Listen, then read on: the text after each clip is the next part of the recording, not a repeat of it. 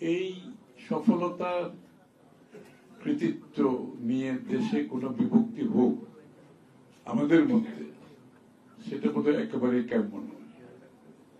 এই সফলতা বাংলাদেশের 18 কোটি মানুষের সফলতা এবং যার যার অবস্থান থেকে সকলের অবদান আছে।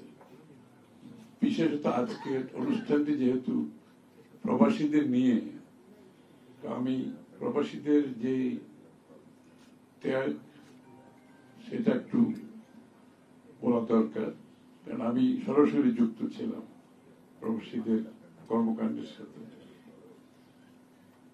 তারা ওখান থেকে অনেকে মনে করেছে যে ওখানে যারা আন্দোলন করছে তারা তো একটা সেফ সাইডে আছে, ওখান থেকে আন্দোলন করা সহজ, কিন্তু বিষয়টা তো অত সহজ না। ওখান থেকে যারা আন্দোলন করেছে তাদের আত্মীয় স্বজন, পরিবর্গ এখানে যে কিভাবে নিগৃহীত হয়েছে সেটা আমরা জানি। এবং তাদের আন্দোলন ওখানেও সহজ না, কারণ হচ্ছে এই যে আপনি যখন স্টেট ডিপার্টমেন্টের সামনে একটা প্রোগ্রাম করতে যাবেন, এই লোকগুলো যখন সারা যুক্তরাষ্ট্র থেকে বিভিন্ন স্টেট থেকে জমায়েত হয়, বাংলাদেশের মতো অত সহজ ব্যাপার না। কারণ ওই যে বিভিন্ন জায়গা থেকে লোকগুলো আসছে, তারা ওখানে চাকরি বাকরি করে, কাজ করে, প্রতিদিন কাজ করে, এবং এই যে বড় দূরত্ব অতিক্রম করে তারা স্টেট হাউস, ওয়ার্ল্ড ব্যাংক হোক, স্টেট ডিপার্টমেন্ট হোক, হোয়াইট হাউস হোক, যেখানেই হোক, এরকম একটা জমায়েত কিন্তু এত সহজ ব্যাপার না। এবং যারা এই কাজগুলো করেছে সেখানে, এটার পিছনে তাদের অনেক অবদান আছে। আর্থিক থেকে তাদের নিজস্ব সময় ক্ষেপণ থেকে এটাকে যোগান দেওয়া অনেক কঠিন ব্যাপার। আপনি বিদেশে দেখবেন যখন ছোট ছোট এই যেমন আন্দোলন হয়, 20 জন 30 জন একটা ব্যানার দিয়ে দাঁড়িয়ে থাকে, কারণ এখানে ওই অতগুলো লোক একসাথে জমায়েত করা অত সহজ নয়। কিন্তু আমাদের ক্ষেত্রে যেটা হয়েছে, শত শত লোক, হাজার হাজার লোক রাস্তায় নেমেছে, এবং এটার পিছনে অনেক কাজ আছে। আমি বিশেষ করে এই যারা এখানে বসে আছেন প্রবাসী ভাইয়েরা, আমি তাদের কাছে অভিনন্দন জানাচ্ছি, কৃতজ্ঞতা প্রকাশ করছি। সেটা হয়তো আমাদের বিষয়টা, যেমন এই যে রেমিটেন্স যোদ্ধারা যেমন রেমিটেন্স পাঠিয়ে যুদ্ধ করেছে, আবার রেমিটেন্স বন্ধ করেও যুদ্ধ করেছে। এটা একটা যুদ্ধ, কিন্তু এটা বিদেশ থেকে তার প্রতিনিয়ত তার পরিবারকে টাকা পাঠানো, এটা তার পরিবার নির্ভরশীল, তার এখানে ব্যবসা বাণিজ্য নির্ভরশীল, তার আত্মীয় স্বজন নির্ভরশীল। যখন রেমিটেন্স বন্ধ করে দেয় তাহলে কিন্তু সবাই ক্ষতিগ্রস্ত। তারপরেও কিন্তু সেই যুদ্ধ তারা চালিয়ে গেছে। এটা কিন্তু অত সহজ ব্যাপার না, এবং এটার জন্য আমাদের নেতা কর্মীরা কাজ করেছে, আমাদের নেতা কর্মীরা রিচ আউট করেছে, উদ্বুদ্ধ করেছে। তারা যখন একজন সিনেটর, একজন কংগ্রেসম্যানের কাছে লবি করতে যায়, এটা অনেক বড় কাজ। এটার পেছনে তাদেরকে অনেক কিছু প্রস্তুতি দিতে হয়, সময় দিতে হয়, তাদেরকে কনভিন্স করতে হয়, এবং সেই কাজটা তো তারা প্রতিনিয়ত করে গেছে, বছরের পর বছর করে গেছে। তার ফলাফল আমরা দেখেছি, কারণ আমি সরাসরি সংযুক্ত ছিলাম বলে আমি জানি ওদের কর্মকাণ্ডগুলো যে কত কঠিন। অনেকে নিজের ব্যবসা বাণিজ্য বাদ দিয়ে কাজগুলো করেছে, চাকরি বাকরিতে না গিয়ে করেছে। আমিও মাঝে মাঝে অবাক হই বিদেশে বসে, এই লোকগুলো এই কমিটমেন্ট দেশের প্রতি, এটা আমাদেরকে অবশ্যই বুঝতে হবে, অনুধাবন করতে হবে। আমি প্রবাসীদের এই অবদানের জন্য একটা অনুরোধ করব আপনাদেরকে, কারণ এই যে আমি বললাম শেখ হাসিনার পতনের পিছনে এই আন্দোলন সংগ্রামের কৃতিত্ব সকল, কিন্তু এটা আমাদের একটা হিস্টোরিক্যাল রেকর্ডের জন্য দরকার আছে, আমাদের একটা রেকর্ড। আমি প্রবাসী ভাইদের অনুরোধ করবো, আপনারা একটা এই যে প্রবাসীদের অবদান শেখ হাসিনার পতনের পেছনে, এটা একটা ডকুমেন্ট করেন, এটা একটা ডকুমেন্ট করেন। এটা তো রেকর্ডে রাখতে হবে। আচ্ছা, আমরা এখানে আজকে বলছি, দুদিন পর থেকে কেউ মনে রাখবে না, কেউ মনে রাখবে। এবং এটা ইতিহাস এরকমই, আপনি যদি ইতিহাসকে রেকর্ড করতে পারেন, ইতিহাস রেকর্ড করতে না পারলে ইতিহাস থাকে না। সুতরাং আপনারা এটা ব্যবস্থা করেন এবং এটা সুন্দর করে একেবারে একটা ডকুমেন্টারি আকারে করেন, একটা বই আকারে করেন, দুইটা করেন। এবং এটা বাংলাদেশে বড়ভাবে লঞ্চ করা দরকার। এবং আমি আপনাদেরকে আশ্বস্ত করছি, এটা লঞ্চ করার ব্যাপারে আমাদের সিনিয়র একেবারে আমাদের শীর্ষ পর্যায়ের নেতৃবৃন্দ সেই লঞ্চিং সেরিমনিতে আপনাদের সাথে থাকবে। কারণ এটা দুইটা কারণে দরকার। এটা হচ্ছে হিস্টোরিক্যাল রেকর্ডের জন্য দরকার, আর যারা এই আন্দোলনের কৃতিত্ব খালি নিজেদের মনে করছে, সুতরাং তাদের মধ্যে যাতে সেই ভুল ধারণাটা তাদের মন থেকে চলে যায়। কারণ এটা অনেকে, এই আন্দোলনে অনেকে যোগ দিয়েছে পরের দিকে, তার আগের আন্দোলন দেখে নাই, তারা তো বিদেশের আন্দোলন দেখে নাই, তারা হোয়াইট হাউসের সামনে আন্দোলন দেখে নাই, তারা কংগ্রেসের সামনে আন্দোলন দেখে নাই, তারা ওয়ার্ল্ড ব্যাংকের সামনে আন্দোলন দেখে নাই, তারা জাতিসংঘের আন্দোলন দেখে নাই, তারা ব্রাসেলসের আন্দোলন দেখে নাই, তারা মধ্যপ্রাচ্যের আন্দোলন দেখে নাই, তারা জাপানের আন্দোলন দেখে নাই, তারা ইটালির আন্দোলন দেখে নাই, লন্ডনের আন্দোলন দেখে নাই। এই বিষয়গুলো তো একটু পরিষ্কার হওয়া দরকার আমাদের। এবং এর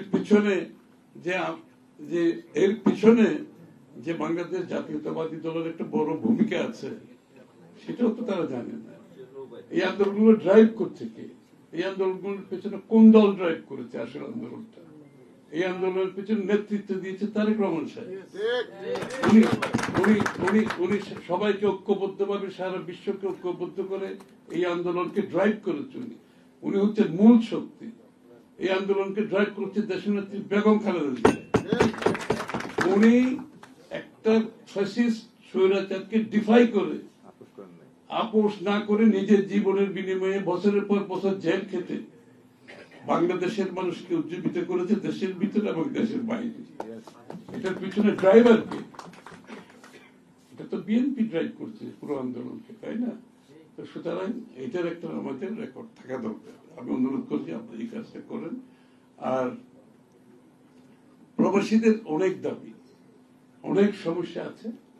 আমি যেহেতু আমরা এটাকে রেকগনাইজ করতেছি, বিএনপি আমরা আপনাদের অবদানের সাথে সম্পৃক্ত আছি, আমরা জড়িত আছি। সুতরাং বিএনপিকে এটা নতুন করে বোঝানোর কোনো কারণ নেই। আগামী দিনের বিএনপি অবশ্যই আপনারা যে কথাগুলো বলেছেন,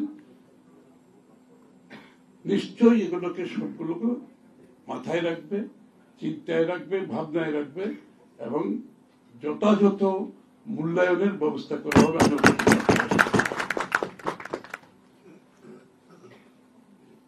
আরেকটা বিষয় হচ্ছে, এই প্রবাসীদের এই যে দেশপ্রেম, ভালোবাসা, তারা দেশের জন্য, দলের জন্য, নেতৃত্বের জন্য যে তারা প্রয়োগ করেছে, এটা শেষ হয়ে যায় নাই। আন্দোলন কিন্তু শেষ হয় নাই। যতদিন বাংলাদেশে যে জন্য আমরা আন্দোলন করেছি, যে বাংলাদেশের আজকে যে গর্তের মধ্যে পড়েছে, এই স্বৈরাচার দানব সৃষ্টি হয়েছে কেন? এই দৈত্য কেন সৃষ্টি হয়েছে? এই ফ্যাসিস্ট কেন সৃষ্টি হয়েছে? কারণ তারা জনগণের কাছে দায়বদ্ধ ছিল। তারা বাংলাদেশের মালিকানা নিজেদের হাতে তুলে নিয়েছে, জনগণকে বাইরে রেখে। এবং সেটা কিভাবে করেছে? বাংলাদেশের জনগণকে ভোট থেকে বঞ্চিত করে, নির্বাচনের পর নির্বাচনে তারা জনগণকে ভোটাধিকার থেকে বঞ্চিত করেছে এবং মালিকানা থেকে বঞ্চিত করেছে। সেই মালিকানা তারা নিজেদের হাতে তুলে নিয়েছে। এবং সেই মালিকানা আপনাকে যদি ফিরিয়ে দিতে হয়, প্রথম কাজ হচ্ছে তাদের ভোটাধিকার ফিরিয়ে দেওয়া, তার মালিকানা ফিরিয়ে দেওয়া, তার কাছে নির্বাচিত সরকার, সংসদ দায়বদ্ধ, জবাবদিহি থাকে। এটাই গণতন্ত্রের নিয়ম। এবং এবং গণতন্ত্রের এই প্রক্রিয়া না চলার কারণে আজকে বাংলাদেশ এখানে এসে দাঁড়িয়েছে। কিন্তু আজকে যদি বাংলাদেশের গণতান্ত্রিক প্রক্রিয়া অব্যাহত থাকতো, রাজনীতিবিদরা অনেক ভুল ত্রুটি করে থাকে, সারা বিশ্বে করে থাকে, কিন্তু জবাবদিহিতা থেকে বাইরে যেতে পারে না, কারণ তাকে সেই জনগণের কাছে যেতে হয়, বারবার যেতে হয়। আপনি যদি ওয়াদা করে কিছু না করেন, আপনাকে তো আবার সেই মালিকের কাছে যেতে হবে, কিন্তু না গিয়ে কোনো উপায় নেই যদি গণতান্ত্রিক প্রক্রিয়া অব্যাহত থাকে। গণতন্ত্র হচ্ছে এই যে সংস্কার পরিবর্তন, এটা গণতান্ত্রিক প্রক্রিয়ার বাইরে গিয়ে করার কোনো সুযোগ নেই। গণতন্ত্র হচ্ছে কারেকশন প্রসেস, গণতন্ত্র হচ্ছে কারেকশন প্রসেস, গণতন্ত্র হচ্ছে ফিল্টারেশন প্রসেস।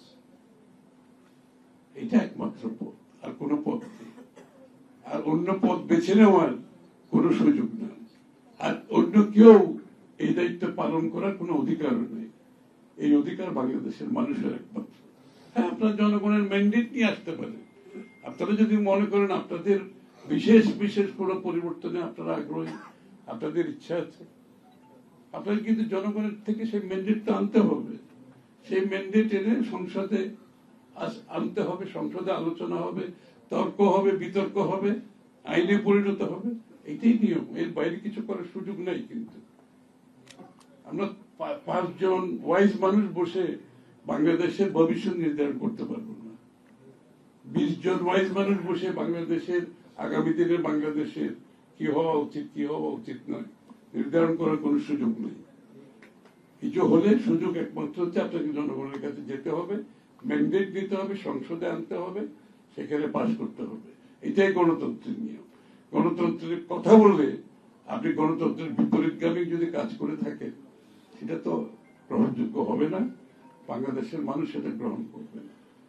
এখনো পর্যন্ত বাংলাদেশে গণতান্ত্রিক সরকার ফিরে আসেনি, গণতান্ত্রিক অর্ডার ফিরে আসেনি। এই জন্য সবকিছু এই স্বাভাবিক কর্মকাণ্ডে ফিরে যাওয়া কঠিন হবে, এটা কিন্তু বুঝতে হবে।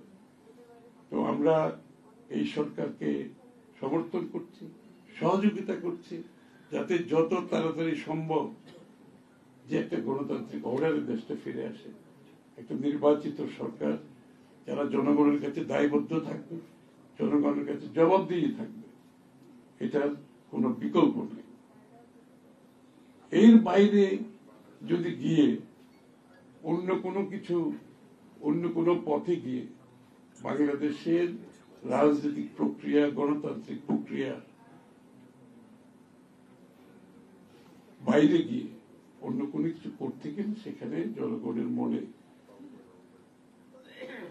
সন্দেহ আসতে পারে, জনগণের মনে অন্য চিন্তা আসতে পারে।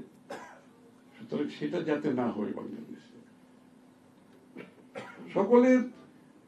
শোনেন, একটা জিনিস বুঝতে হবে, প্রত্যেকটি রাজনৈতিক দলে তার নিজস্ব ভাবনা আছে, দর্শন আছে, চিন্তা আছে, এবং এখানে মতৈক্য সব জায়গায় যে আমরা একমত হবো তাও না, কিন্তু আমরা কতগুলো বিষয়ে আমাদের ঐক্যমত্য প্রয়োজন। একটা হচ্ছে গণতন্ত্র, গণতান্ত্রিক অর্ডার ফিরিয়ে দিতে হবে।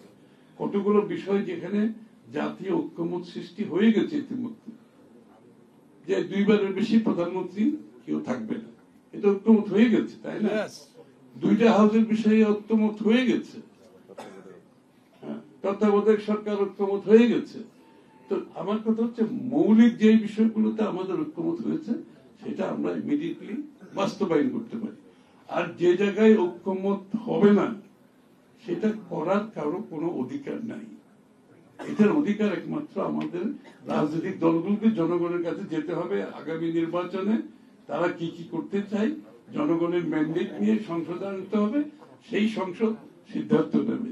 এর বাইরে যদি কোনো সিদ্ধান্তে কেউ যেতে চায় সেটা হবে অগণতান্ত্রিক, সেটা হবে দেশের মানুষের চিন্তার বিরুদ্ধে, ইচ্ছার বিরুদ্ধে, এবং রাজনীতিকে একটা ভুল পথে নিয়ে যাওয়ার জন্য।